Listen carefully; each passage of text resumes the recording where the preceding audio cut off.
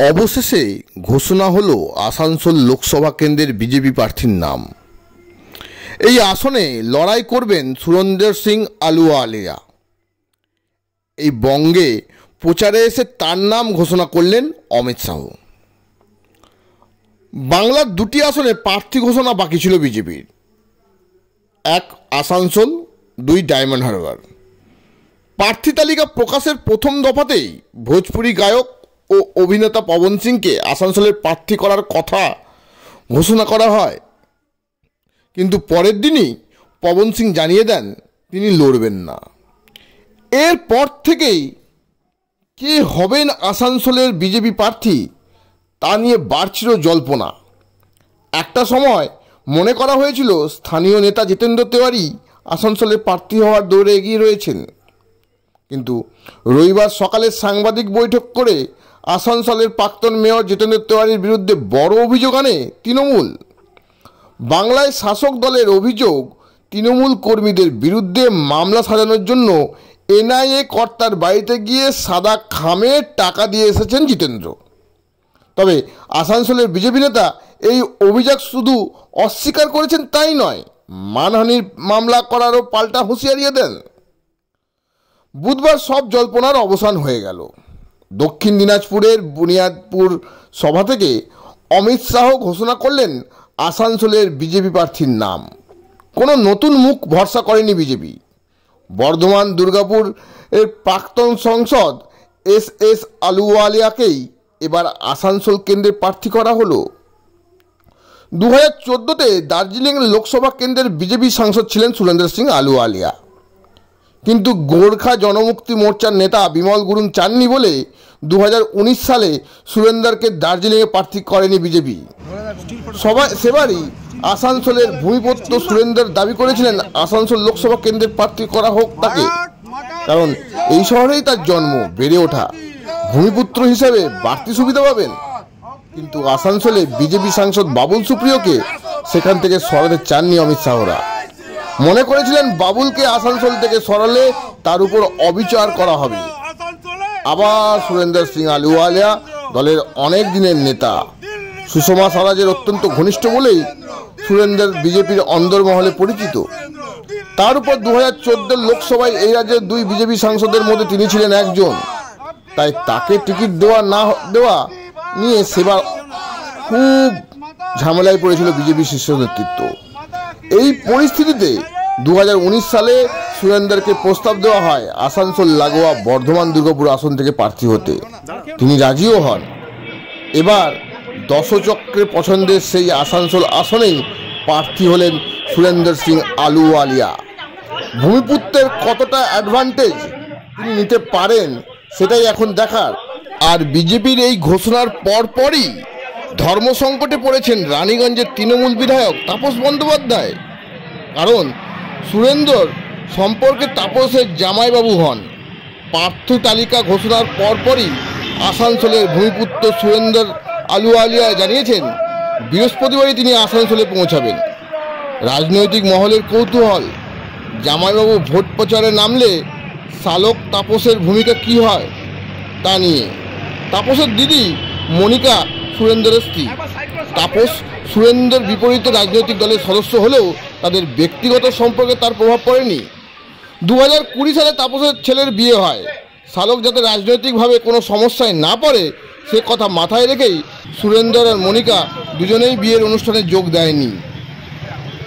এ হলো শীতল সম্পর্ক কি ভোট যুদ্ধের কারণে উষ্ণ হতে পারে তা নিয়ে জল্পনা তৈরি হয়েছে রাজনৈতিক মহলে। তাপস জানিয়েছে জামাইবাবু প্রতিপক্ষ হলেও তার প্রভাব ব্যক্তি জীবনে পড়বে না, পাশাপাশি ব্যক্তি জীবনের প্রভাবও পড়বে না রাজনীতিতেও। তার কথায়, আমি তো ধর্ম সংকটে, তবে আমি তৃণমূলের সৈনিক। যুদ্ধক্ষেত্রে কোনো আত্মীয়তা রাখা উচিত নয়, রাখবও না। থাকবে শুধু প্রতিপক্ষের সঙ্গে আমাদের লড়াই। আমার সঙ্গে জামাইবাবুর সম্পর্ক কোনোদিন খারাপ হয়নি, হবেও না, কারণ আমরা দুজনেই রাজনীতি করে বড় হয়েছি। আমরা শুনে নেব কে কি বলছেন। গ্রামাঞ্চল শিল্পাঞ্চলের খবর, ব্যুরো রিপোর্ট। দাদা, দীর্ঘদিন পর এসএস আলুওয়ালিয়ার নাম প্রস্তাব করলো, কি বলবেন? না দেখুন, আসানসোলে একজন অভিজ্ঞ ব্যক্তি দরকার ছিল এবং অতীতে উনি অনেকবার সাংসদ রয়েছেন এবং আমার মনে হয় যে পশ্চিমবঙ্গে যে কজন সাংসদ আছেন তার মধ্যে সবচেয়ে অভিজ্ঞ উনি।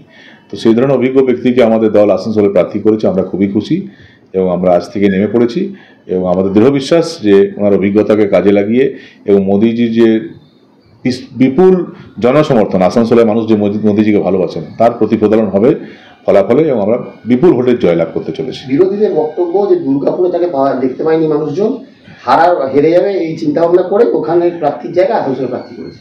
না, আমি বলি শত্রুঘ্ন সিনহাজিকে আমরা কতবার দেখতে পেয়েছি, এবং এমপি তো কাউন্সিলর না যে রোজ মানুষের সঙ্গে দেখা করবে। এমপির যে কাজটা সেটা ঠিকভাবে করছেন কিনা সেটা বড় জিনিস। এবং আসানসোলে গিয়ে আপনি খবর নেবেন, রেলের হোক, পানাগড়ে হোক, আলুওয়ালিয়াজি প্রচুর কাজ করেছেন। যে এমপি লেভেলে যে কাজ সেটা প্রচুর করেছেন এবং আমাদের দৃঢ় বিশ্বাস যে আসানসোলে একটা স্ট্রং ম্যানের দরকার ছিল, যে আসানসোলের সমস্যা বোঝে, জানে এবং তার সমাধান করতে পারবে। আমাদের দৃঢ় বিশ্বাস ওনার নেতৃত্বে আসানসোলের সমস্যার সমাধান হবে। তৃণমূলের বক্তব্য ওয়াক ওভার দিয়েছে বিজেপি। না, সেটাও তো যেদিন ফলাফল বেরোবে সেদিন বোঝা যাবে যে ওয়াক ওভার দিয়েছে না ওনারা হারতে চলেছেন, সেদিন বোঝা যাবে।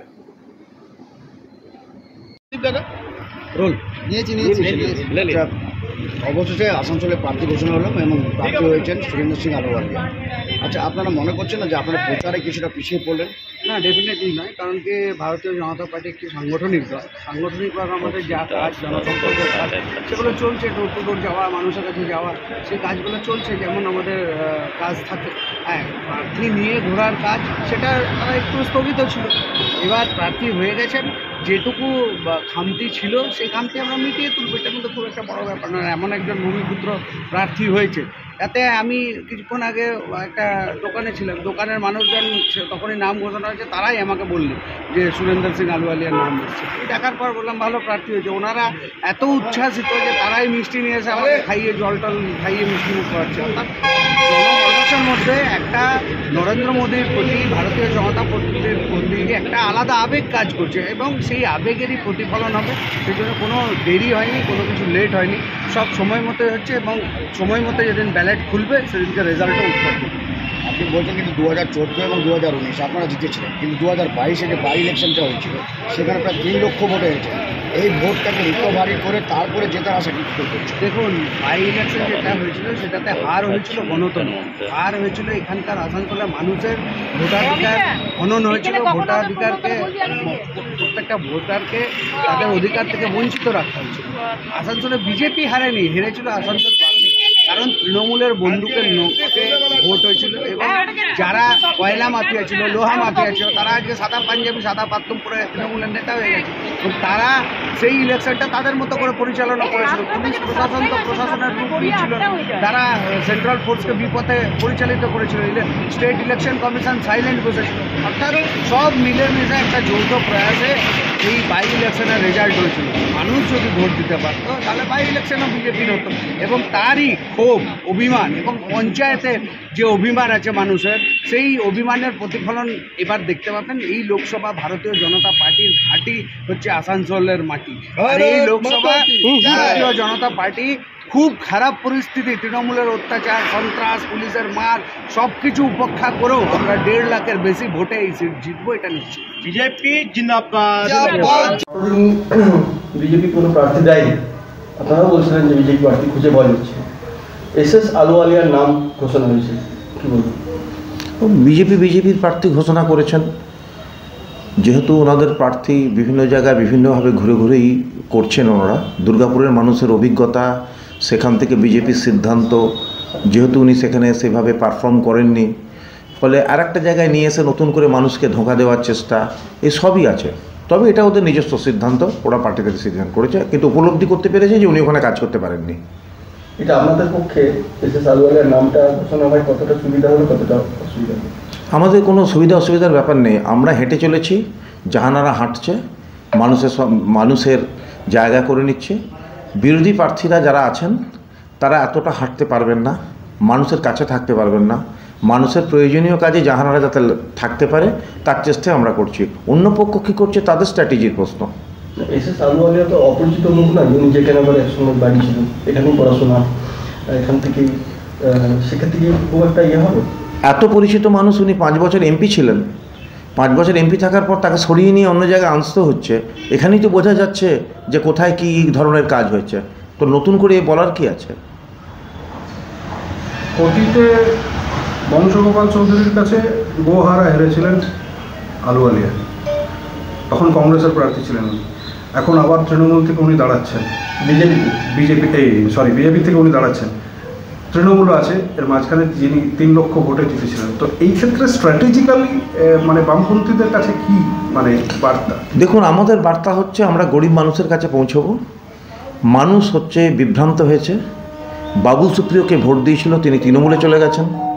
জিতেন্দ্র তেওয়ারির বিরুদ্ধে যাদেরকে লাঠি ধরতে বলা হয়েছিল, সেই তেওয়ারি এখন হচ্ছে যে বিজেপিতে আছেন। নীতিহীনতা, নৈতিকতাহীন যে রাজনৈতিক দুটি দল রয়েছে, তার বিরুদ্ধে কংগ্রেস সহ এই অঞ্চলের সমস্ত বিরোধী শক্তি আমরা একত্রিত হয়ে আমরা লড়াইয়ের চেষ্টা করছি। আমরা মনে করেছি যে এবারে আমরা পারবো, এবং জাহানারা খান এবারে নিশ্চিত আমাদের ঘরের মেয়ে, নিশ্চিতভাবেই এবারে এই লড়াইয়ে বিজয়ী হবে। বহিরাগত তকমা যেটা আপনারা বলছেন, সেটা কতটা ভোটারদের মধ্যে প্রভাব ফেলবে? দেখুন, আমরা বহিরাগত শব্দটা আমাদের পার্টি সেভাবে ব্যবহার করছে না। সাংবিধানিক অধিকার হিসাবে যে কোনো জায়গায় যে কোনো ব্যক্তি দাঁড়াতে পারেন, এটা একটা গুরুত্বপূর্ণ কথা। লজ্জার কথা হচ্ছে এটাই যে স্থানীয় স্তরে তাদের কোনো যোগ্য নেতা তৈরি করতে পারেননি, এটা তাদের লজ্জার প্রশ্ন। বলে কি দাঁড়াচ্ছেন তার অপেক্ষা তাদের নেই, এটাই তাদের ব্যাংক্রাপসি। ঠিক আছে দাদা, বিজেপি প্রার্থী ঘোষণা করছে এসএস আলুওয়ালিয়া, লড়াইটা কতটা কঠিন হবে?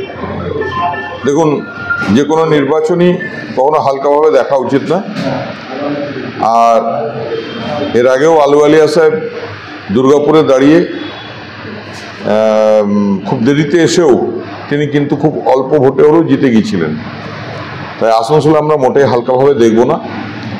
তবে ব্যাপার হলো যে ওনার দুর্গাপুরে যে রিপোর্ট কার্ড, সেই রিপোর্ট কার্ড আসানসোলে মানুষকে দেখালেই আমার মনে হয় মানুষ শত্রুঘ্ন সিনহাজির ভোটটা বাড়িয়ে দেবেন। আপনাদের বক্তব্য উঠে এসছে তিনি নাকি এলাকায় যাননি বা এলাকায় দেখেনি মানুষ। আর দেখুন, তো দুর্গাপুরের মানুষ তার দলের লোকেরাই গান গেয়েছিল যে তোমার দেখা নাই রে, তোমার দেখা নেই। আর শুধু তাই নিয়ে নিখোঁজ পোস্টার পড়েছিল। যাক, অবশেষে দুর্গাপুরের প্রাক্তন এমপি, নিখোঁজ এমপিকে আসানসোলের মানুষ খুঁজে পেয়েছে। বিজেপি বলছে ভূমিপুত্র। আমাদের একটা সুবিধা হয়েছে যে আসানসোলে উনি এসেছেন, উনি লড়বেন, আমরাও আছি। আর ভূমিপুত্র নিশ্চয়ই উনি এখানে পড়াশোনা করেছেন, তাতে কি আছে। উনি তো পাঞ্জাবের মানুষ, এতে দিল্লিতে ওনার অরিজিনাল উনি থাকেন। দেখা যাক, লড়াইয়ের ময়দানে দেখা হবে।